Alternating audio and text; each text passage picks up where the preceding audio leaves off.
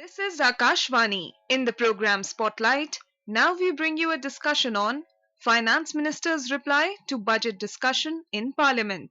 The participants are Santosh Tiwari, Economic Analyst, and Dhawan Lal, Anchor. Hello and welcome to our program. Topic for today is a discussion on the Finance Minister's reply to the budget, and we are delighted to have with us in the studio today as an expert, Mr. Santosh Tiwari, who's an economic analyst. Santoshi, welcome to the program. Thank you.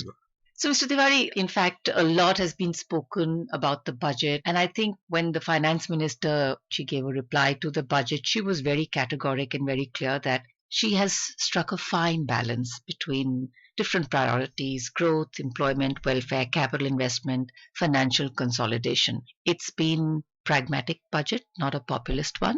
And I think globally, somewhere, it has been received well to say that the government is being consistent with its policy. There's no visceral reaction to certain demands, but a steady path of growth. What are your views on that? No, absolutely. And Finance Minister Nirmala Sitharaman made it very clear, balance between growth and fiscal prudence was quite critical.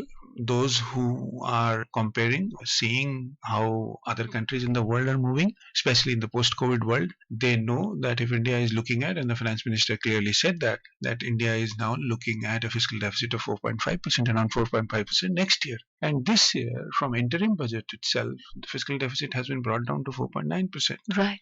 And last year it was more than 5%. So the trajectory, which could be called a classical trajectory post-COVID world, that India has attained. And this is despite the fact that the investments which are required from government in last 3 years to revive the economy, to take it to a growth path of 7% or more, all those things are maintained. So what you have done is, like, you have maintained the growth path which was required to come over COVID, bring people outside COVID, take country to the growth path which is required to grow at a 7.5% level. And with that, you keep on investing in those areas which push your growth, support your growth, and help create whatever is required in the economy to keep the growth momentum to this level, where India is now fastest growing country. So this balance and achievement of the growth level which country requires today is something which this budget signifies. When you say that this budget is not a populist budget, when you say that this budget may not be meeting several people's expectations, etc., etc., but if you look at the expectations of the economy, neither it has compromised on investment where it is required. If a capex of 11.11 lakh crore is still continued, and if you are looking at a fiscal deficit of 4.9% and looking at a fiscal deficit of 4.5% next year, then obviously you are creating that delicate balance which in the longer run for the country is creating a roadmap which will take India to the path where everybody would like to.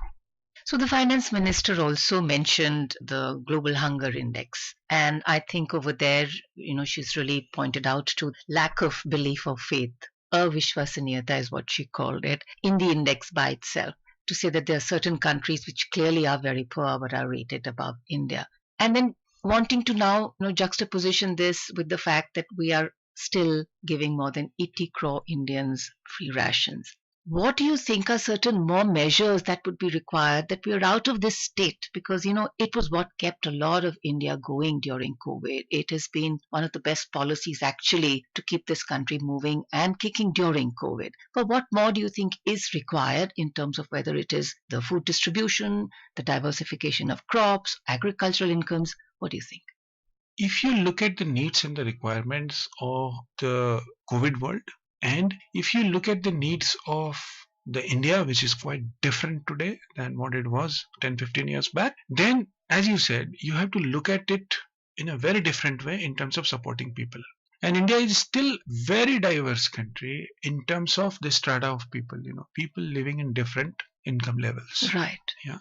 So if you are looking at people who still need support in the post-COVID world to live life well, then obviously you have to continue some of the measures, some of the schemes, and some of the support modules which you created during COVID, if you want to support that strata. But just because in last 3 years we have grown well and economy not only appears to be back on track, but it is back on track.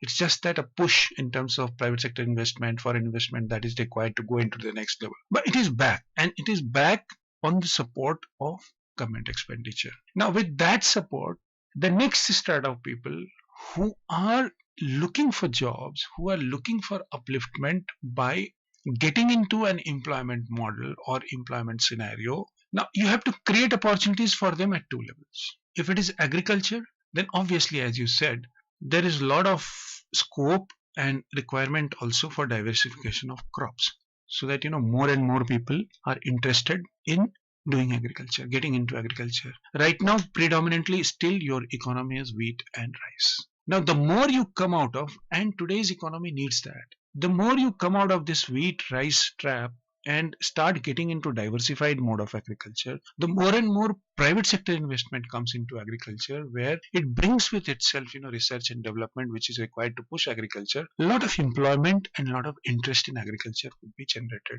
That's agriculture. In manufacturing and services, the job scenario has completely changed. Today, most of the young people who are graduating or who are coming out of colleges, etc., they have a different scenario, different outlook for jobs. Now they are looking at jobs which are more related to digital economy, which are more related to areas like artificial intelligence, scientific development, business and e-commerce. Those are a different kind of a job requirement altogether. There still our universities, our education system is not capable of creating that kind of a skill and a workforce. Then how do you do that? Then you bring in schemes. Some of the schemes are there in the budget also. You create an ecosystem where private sector and other companies, they create that kind of ecosystem where intake from these colleges are having a module where they are skilling them also to take them to the next level. Employability becomes better. And it cannot be done only by government. It has to be a public-private partnership along with educational institutions partnership model. This model is emerging in India. You would see that the university curriculum, they are getting changed. They are not changing at the pace at which it is required. Here the catalyst part has to be played by private sector or the companies to get into tie-ups with colleges, universities, and just tell them that, look, your curriculum, number of colleges and number of universities, especially private universities, they are doing that. Right. They are developing their curriculum in association with private sector or other companies. So that's second strata. And third strata is where your industries would grow. Startups, MSMEs, those who want to become self-employed. MSMEs, startups, small industries which want to become big. So there you have to come out with that kind of support model where, like Mudra scheme has been revived. The level has been lifted from 10 lakh to 20 lakh. That's right. These are small measures. They can help several people, who are into this strata, who want to start something of their own. So that ecosystem again will be job creators. So how do you support them? That support model also has to come. Up till now, what is predominantly happening in India is that the growth is coming basically on what public investment does.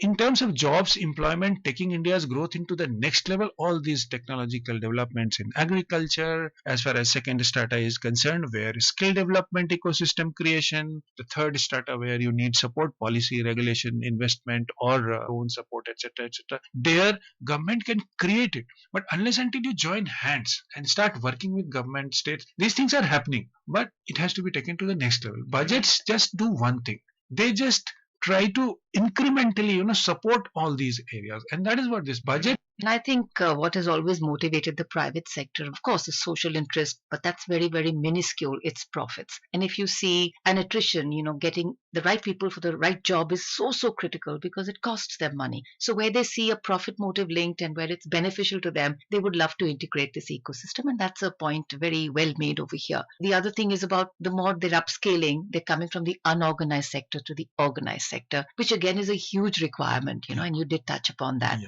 One thing now to draw your attention, distinct from manufacturing, is businesses. So the business category, the business class of people have, formed a very strong middle rung businesses. We are entrepreneurial by nature, small businesses, local businesses, even larger corporates and organizations. GST rationalization has taken place. Changes and tweaks are being given. And I think more and more they're trying to get a less complicated structure in place and more compliance. Mr. Nitin Gadkari also, raised the requirement for a few changes that he wanted a drop in GST. So how long do you think will actually take to reach a level where GST is totally sync and is addressing all parts of the puzzle? GST, you have to understand it from the perspective of that at one point of time, everybody had lost hope. that GST can be brought in this country. So from that point, if GST has come in this country, and now how this beautiful tax reform has come about, I'll tell you something about that. In this country, GST has come about and has been implemented because every single party came together. And that's why you have GST. Now the second part. If GST rates are the way they are, it's a GST council and decisions are taken unanimously there. Everybody's interests are taken care of. It is not centers imposed tax rates, etc. These rates get discussed in GST council where you have finance ministers from every state representing in that council. Then you have finance minister of India representing there. So every single rate which is there, it has been discussed, and we are lucky that we have a council where decisions are taken unanimously. Now coming to your particular question, GST is a rate, or GST for different segments, each a rate which whatever information is available with the council and whatever situation has been explained to the council, based on council's wisdom, a rate or a decision is taken. The good part is that it is taken unanimously. So these kind of demands will keep coming till the time GST, and that's also is a problem, it is not going to stabilize forever. It's a dynamic, but GST is not that dynamic a tax, which needs to be changed every year, every 2 years, or every 3 years, because for a period of maybe 5-10 years this sector needs help, or this consumption is something which is absolutely essential for the country or the people. So if the tax rate is X, which looks like a luxury, then you have to bring it down. Again, GST is one thing which is very well handled by GST council. Individual demands will keep coming, but the way GST council has functioned, one is reasonably sure that whatever decision will be taken at the national level, and those decisions will be in the right direction. One of the requirements also was, and I think has been addressed in some ways, but then it's a toss-up between, do you encourage people to put savings in banks or enter the equity market, which is also buoyant, which is giving results, and which the world has also expressed confidence in. So the shift of the saving pattern, the shift of the investment pattern, do you think this budget addresses that? See, it's a question which a mature economy or an economy which for a large segment, can be considered mature. In India, in last 4-5 years, we have heard that the penetration in equity market is so less, there is no retail investor participation. Today, it's opposite. People have started talking, SEBI report says that participation of retail investors has reached to a level where we need to do something. Yes, bring in checks and balances. Yes. So it's a plus or a minus? It will be a plus.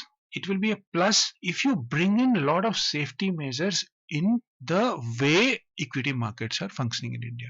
And you will be surprised the way equity market functioning, they have been improved. Right now, it's very, very difficult to do things which earlier used to happen in equity market. The technological operations of stock markets, they have become very robust. True. But having said that, see the risks in stock market or equity investment, you cannot just obviate that or take away that risk part at one go. It depends on the appetite of the person, whether it is retail investor or whether it is a large investor, appetite of the person and the risk taking capability, whether they want to go in equity market or not. Now, if you are going into equity market and if you are expecting that if you make some investment in a certain instrument or if you get some income, then you pay X amount of tax on that. And if equity market is robust and if you expect that you should pay less tax on that, then maybe in terms of prudence or income tax prudence, etc., it may not fit into that definition. You are getting income from some place. I don't need to give a particular boost to that place, but you want to pay a lower tax on that. Somehow in income tax parlance, this doesn't make 2 + 2 4, and that's what you see in the budget. When you see increase in long-term capital gains to 12.5%, then this is the thing, that you don't need a boost or a support to invest in that segment, but you want to pay a lower tax. Mr. Santosh Tiwari, thank you so much for coming on to our program today. Thank you. It was a pleasure talking to you. You were listening to a discussion on Finance Minister's reply to budget discussion in Parliament. The participants were Santosh Tiwari, Economic Analyst, and Dhawan, Anchor. This program was produced and presented by the News Services Division of Akashvani. You can listen to it on our mobile app, News on AIR. This program is also available on our YouTube channel, News on AIR Official. You may share your feedback about this program through email at airnsttalks@gmail.com or WhatsApp on 9289094044.